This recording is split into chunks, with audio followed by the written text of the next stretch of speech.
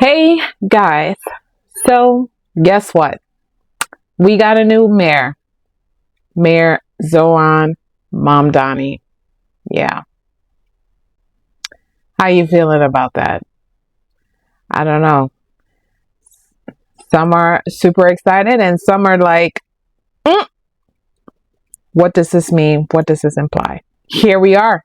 Here we are. So let's take a look at some of the things that he has promised. So I'm not going to go over his victory speech. I'm pretty sure most of you have already seen it, so we won't do that. He plans to offer former employees who terminated from using the second vaccine, offering them the opportunity to get their jobs back. So if you can't hear what she's saying, the reporter's asking about how Mamdani was talking to Mayor Adams about rent guidelines, now that he's been elected, and this timestamp was November 5th. So he's doing his first official press conference. So he's about to answer that. And then they were asking another question, which is not related to what I'm discussing in this video, but let's hear his response. React to that.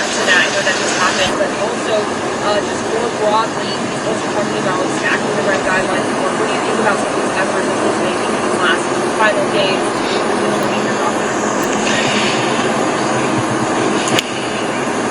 The mayor is seemingly unsatisfied with a record of raising rents by more than 12% on more than 2 million New Yorkers, and has gone so far as to consider appointing someone to the Rent Guidelines Board who is known for being a star, I think, on a show called Selling New York. And in many ways, last night I spoke of... I kind of want to know, the question is, how are you going to do this? He's been hinting, or actually overtly telling us, that he wants to tax the rich, the 2%ers, the billionaires class. He wants to tax them to oblivion, or maybe 2% of what they already get taxed, in order to pay for the housing. Now, you've been hearing the rhetoric across the internet and of big multi-billion-dollar corporations, company people, millionaires class. They're leaving in droves. There's a mass exodus that's beginning to happen, or has started to happen over the summer. Now it's happening now. He's officially the mayor. They're leaving. So if most of the rich people of that class is going to be who he anticipates taxing so much, then who's going to pay for this? And then, is this a sustainable plan that he is implementing? That's the description of what he wants to do over these next few months. I continue to believe in the importance of delivering relief for the 8.5 million people who love this city, who live in this city, but cannot afford to continue to be here. And last night I spoke of Wesley, an 1199 organizer that I met outside of Elmhurst Hospital less than a week ago.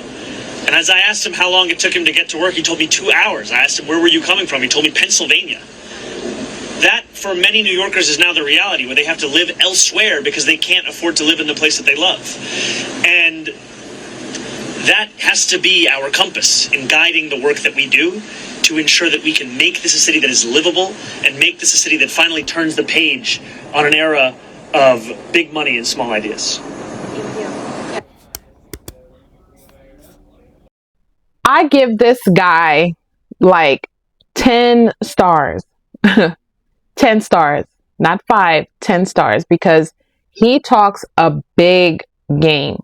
Okay.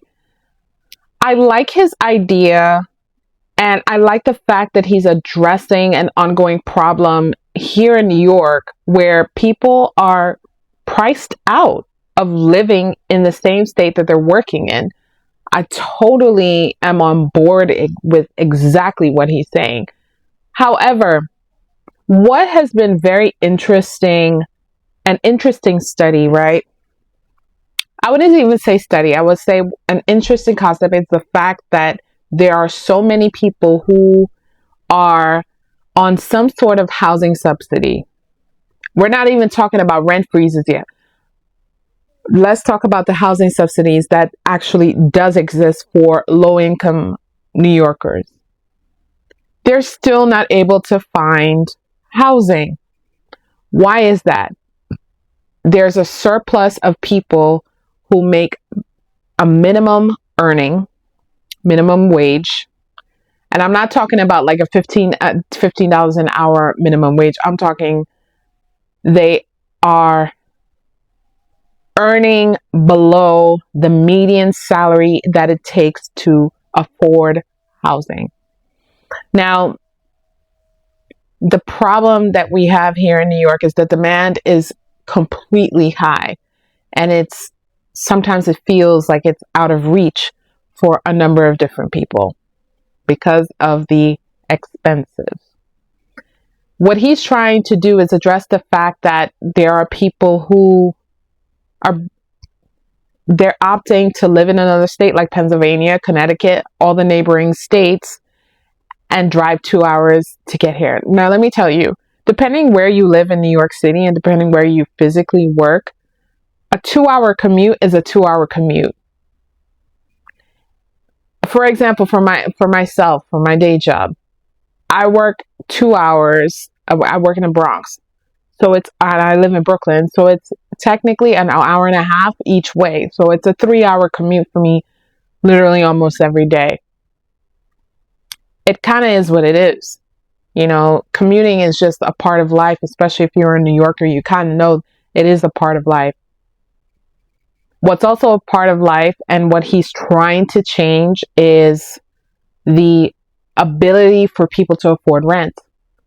Now, if he does implement this whole New York rent freeze type thing, what's going to happen to the developer side of things? The ones who are actually producing the housing in mass. What's going to happen there? Are they going to be incentivized to build, to maintain the buildings? Would they be able to have proper occupancy? Because I see a lot of cranes going up, a lot of buildings are being built. Some luxury homes. Some are just normal rent stabilized apartments. What's going to happen there? I don't know about free rent. I don't know about zero rent. But I don't know how that's going to particularly work, because what I've seen, and we can attest to this in real time with the SNAP benefits, that is a government subsidized program right now. And because the government is currently shut down, there are millions of people who are depending on SNAP benefits in order to purchase food. So now, if Zohran wants to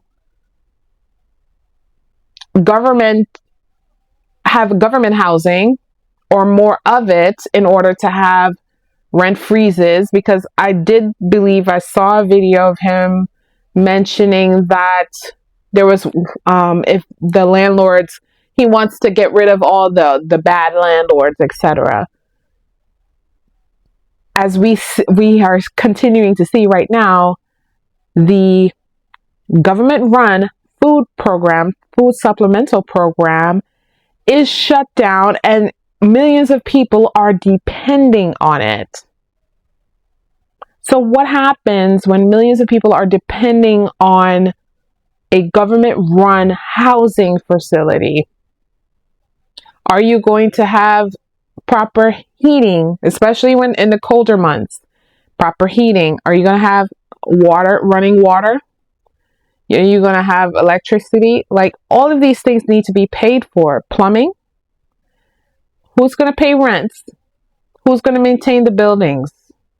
Sanitation conditions. Is it going to be clean? Are you going to have mold? Who's going to take care of these things?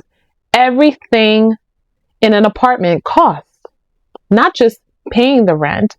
Paying the rent is part of it. Is the government going to cover all of it?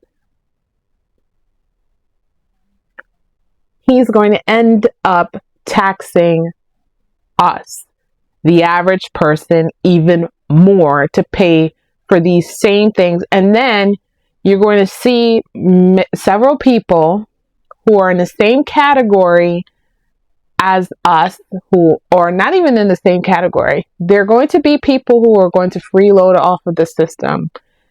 That's just baked in. It's the nature of the beast, because you have working constituents.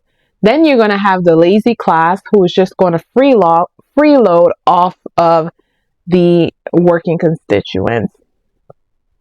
So again, I'm trying to understand where he is, how he's going to be paying for this. Anyway, short video today, guys. That's it for this video. I'll see you in the next one.